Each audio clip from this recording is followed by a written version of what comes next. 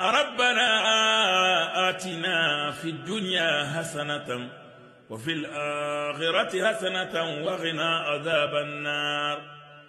ربنا لا تزغ قلوبنا بعد إذ هديتنا وهب لنا من لدنك رحمة إنك أنت الوهاب.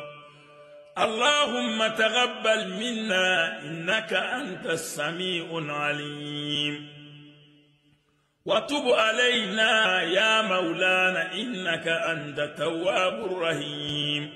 واهدنا ووفقنا إلى حق وإلى الطريق المستقيم.